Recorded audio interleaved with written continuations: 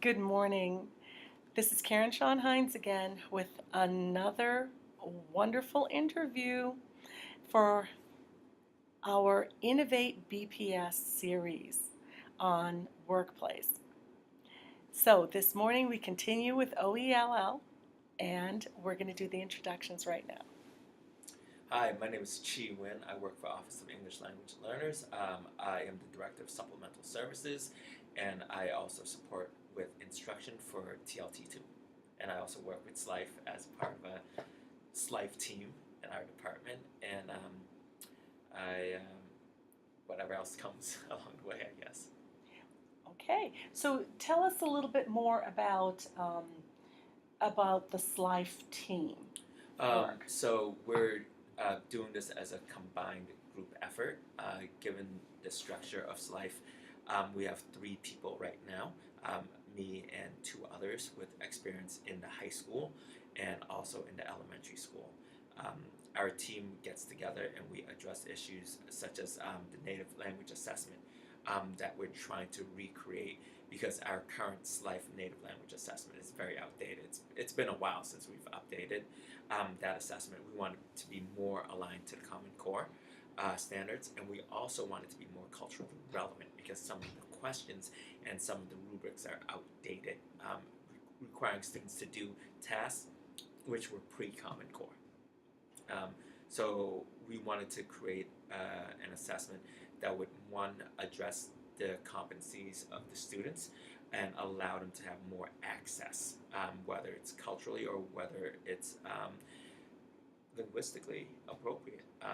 For one example, for the math assessments, what we had seen is that in other cultures and other languages, math is done a little bit differently. So how we structure our math problems could be a barrier to entry for students.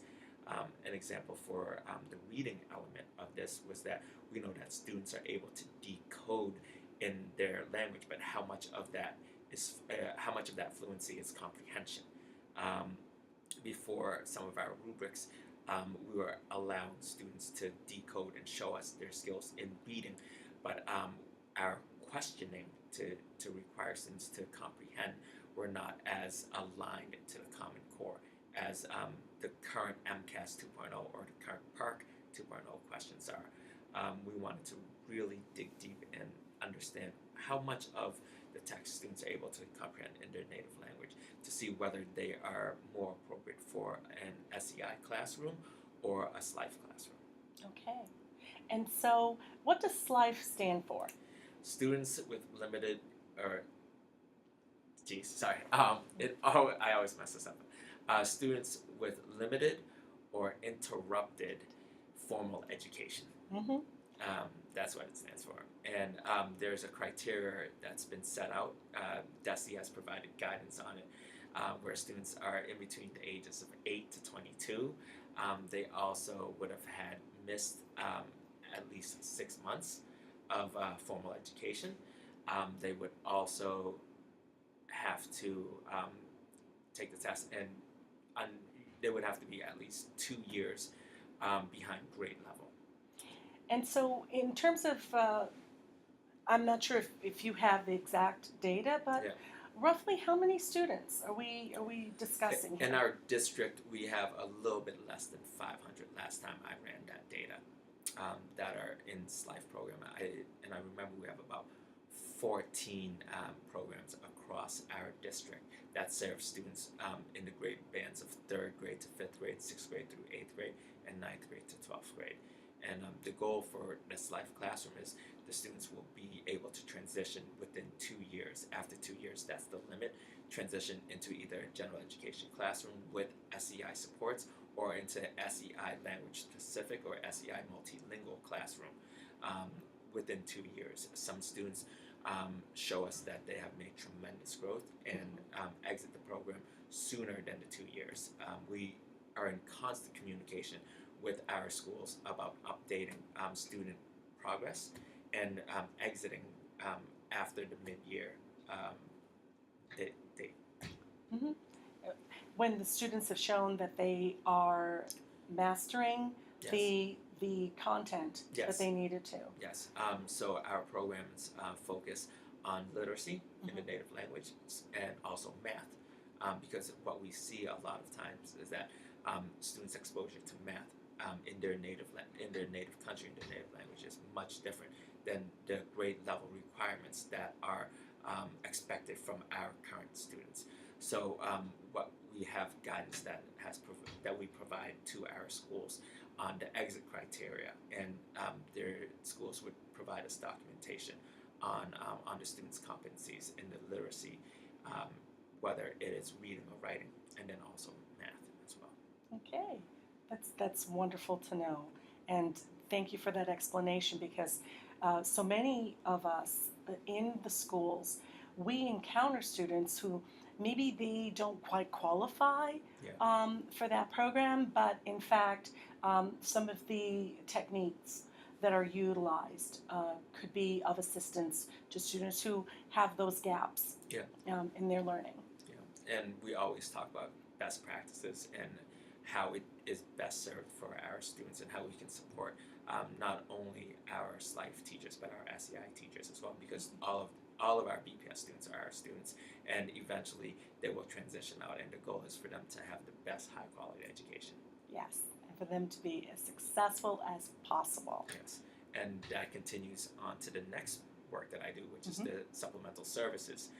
So this is we work with schools either in before or after school programming, Saturday programming if the school has the structure for it, and also summer programming. So we've set up programming for SLIFE robotics for students who are in SLIFE classrooms to work after school, applying the ESL knowledge that the teachers have to enhance the learning for students and apply it into the content areas, whether it's science, technology, or engineering. We have that programming that is run at Tech Boston Academy. Mhm.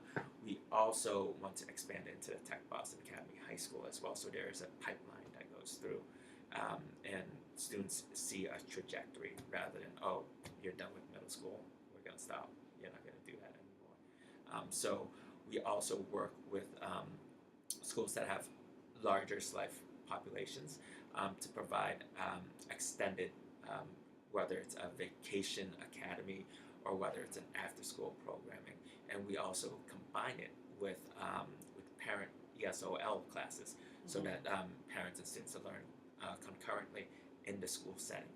So that there's more of synergy, that parents see the students learn, students see their parents learn, and we're building more of a community at the school sites.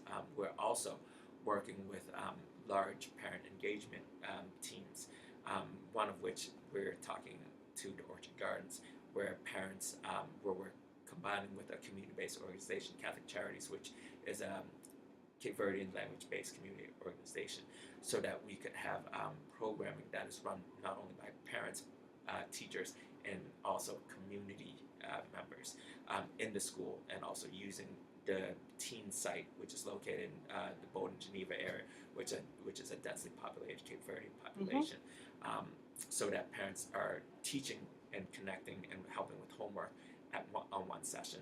Teachers are working with the content of ESL, math, etc. And then afterwards, the community-based organization is transporting students from their school site to the teen center so that they could participate in more programming. And this is a full functional and collaborative effort between our department, between Orchard Gardens, and also between the community-based organization. Other programming that we do is we look at after-school programming to connect the instructional focus of the school into the instruction that is being held after school. We allow schools to have autonomy over their scheduling because they know their students the best, they know their families the best. We don't impose a strict schedule. We try to allow schools to set up a schedule so that families can pick up their students Mhm. and also receive that extra time on content and material that is being delivered at the school site. And then we connect it to summer school, where we try to have our students have more hours of instruction. A lot of times we have English learners who are coming into NECC getting registered for school, but we know that students don't come in September. Some come as late as the last day of school, and they will not have programming, and they will be out of instruction for about 2 months. So we connect with NACC, we connect with our schools to provide this programming over the summer. And what does the acronym mean, NACC? NACC is our Newcomers Assessment Counseling Center. Mm-hmm. So that center is when a family registers and they list in their home language survey that their child is exposed to a non-English language. That child will be referred to NACC, which is the Newcomers Assessment and Counseling Center, and they will be tested for ESL services. So whatever test, however they perform on that, they would also be identified whether they're qualified for SLIFE programming, or whether they qualify for SEI, language specific programming, or whether the parents are choosing to go to a regular education classroom with ESL supports from an ESL teacher. And that's also part of our department as well. And we try to provide as much programming as possible for our English language learners, knowing that the language barrier is something that prohibits access for some of our students, even if they know the content. So we want to provide as much access to opportunity as possible, because we know that will help us close the achievement gap. So thank you so much, Chi. So what you're basically saying is that we basically provide almost a menu of services Yes. for our OELL community, Yes. so that parents, in conjunction with BPS, can really choose the best and most appropriate services for their children. Yes, yes. And the other part of it is being OELL, we understand that language can be a barrier, which is why down at NACC we have testers who speak multiple languages, so that we can address the language barrier, so that we can communicate efficiently and ethically on where programming are located, what is available to parents, and we want to support them make the best decision for their students. Sometimes parents choose schools based on their work schedule, which we completely understand. If you can't come pick up your students, you need a school that will meet their needs. Some parents care about the language element of the instruction, so they're either looking at an SEI language specific program, which would help their student understand and get more support in that native language, or some parents are interested in the dual language opportunities in our district, and whether they are a native speaker or whether they are looking to immerse their students into that second language. The menu is made available for families, and we have a team that is dedicated to reaching families at their linguistic level. We also have a parent team that works with families that provides translations and interpretations when the request is put in the system, so that we can meet the needs. We understand that a new family coming to our district that doesn't have the language skills can be overwhelmed by the amount of content and material that is bombarded at them, but it is incumbent upon us to break down the barriers and make families feel more comfortable. Well, not make, but help families feel more comfortable as they navigate the many different options that BPS provides. Absolutely. Well, thank you so much. This was a wonderful, informative interview, Yes. and look how lucky we are. You know, you probably would have never met Chi but for this series. And now when you see him, you can say hi, you know who he is, you know what he does, and you can see clearly where his heart is. So this is Karene-Sean Hines for Innovate BPS with another fantastic interview for Workplace. Connecting Boston Public Schools through the culture of we. Thank you.